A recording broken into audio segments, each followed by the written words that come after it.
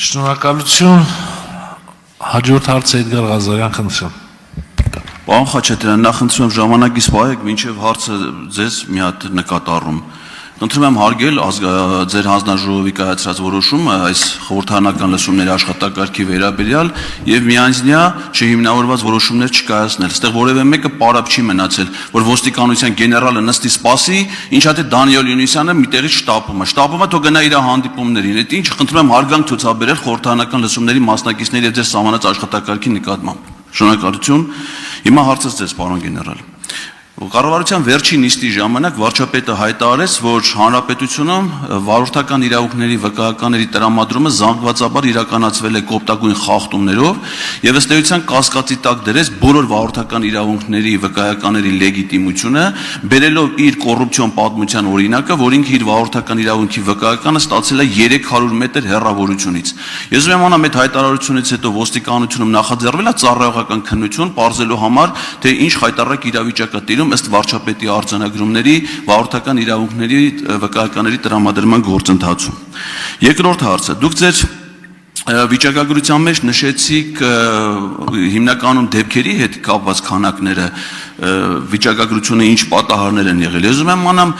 ինչքանով է կատարվել վարչապետի խոստումը 2018 թվականին ադրբեջանա-թուրքական հեղափոխությունից առաջ, որ պետք է Հայաստանում վերացվեն արագաչափերը, տեսանկարահանող սարքերը եւ այլն։ Ես ուզում եմ անամ դրանք արդյոք վերացվել են, թե ավելացվել է դրանց քանակը։ Խնդրում եմ ներկայացնել վիճակագրություն տեսանկարահանող սարքերի եւ արագաչափերի վերաբերյալ մինչեւ 18 թվականը եւ 18 թվականից հետո, ինչպես նաեւ դրանց արձանագրած վարչական խախտումները, դրանց ծավալները։ Արդյոք այդ ամեն ինչը եթե չի ազդում ճանապարհային երթևեկության անվտանգության վրա, հիմնական նպատակը մեր ժողովրդին թալանի եւ կեղեքման նոր մեթոդ կիրառելով կեղեքելը չի եղել։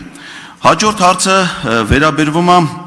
ոստիկանության ծառայողի կողմից, որը ուղեկցել էր վարչապետի Ավտոշարասյանը ազգային ժողովում կանոնակարգով չնախատեսված հանդիպմանը մասնակցելու համար հղի կնոջը սպանելու։ Ես գիտեմ, որ ոստիկանության գործունեությունը իհարկե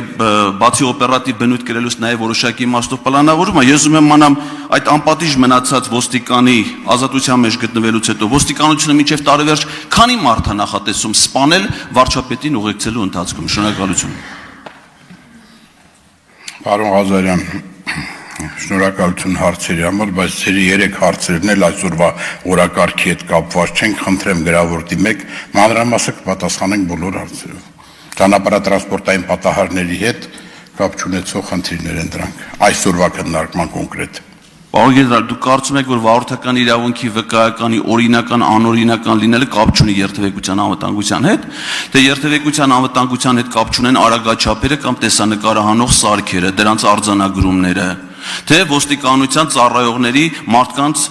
վդարի ենթարկելը եւ նրանց մահվան պատճառ դրանից որը մեկը կապ չուներ երթևեկության անվտանգության խնդիրների հետ ճանապարհային երթևեկության։ Խնդրում եմ պարզաբանել։ Վերջին դեպքը, քանի որ գտնվում է դատական փուլում, ես չեմ կարող ոչինչ ասել։ Վերջին դեպքի հետ կապված, գիտեք, հղի կնոջ